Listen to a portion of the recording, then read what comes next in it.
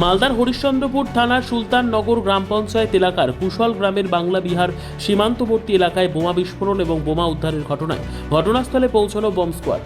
উদ্ধার হওয়া 5টি বোমা নিষ্ক্রিয় করল বোম স্কোয়াডটি। উল্লেখ্য, গতকাল দুপুরে হরিশ্চন্দ্রপুর থানার সুলতাননগরের কুশল গ্রামের বাংলা বিহার সীমান্তবর্তী গ্রামে বোমা বিস্ফোরণে কেঁপে উঠেছিল।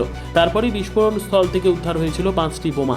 মদের থেকে বিহার থেকে দুষ্কৃতীরা এসে রাতের অন্ধকারে বোমা বাঁধছে বলে অভিযোগ করেছিল এলাকাবাসীরা। পাওয়া গেছিল, আজকে কি হলো? আজকে সেটা উদ্ধার হয়েছে। আচ্ছা, ও কোথায় উদ্ধার হয়েছে?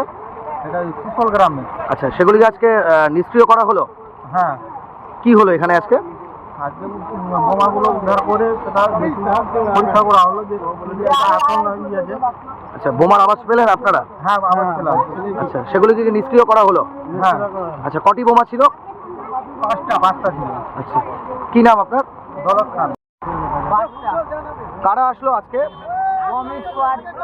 এসছিল, টিম এসছিল। আচ্ছা, ওটাকে নিষ্ক্রিয় করলো? হ্যাঁ। আচ্ছা, কারা রাখলো বোম কিছু জানেন? না, ওই সম্বন্ধে কোনো গাড়ি আছে। কি নাম আপনার? আমার নাম মজিবুর রহমান। ব্যুরো রিপোর্ট, উত্তর বাংলা সংবাদ।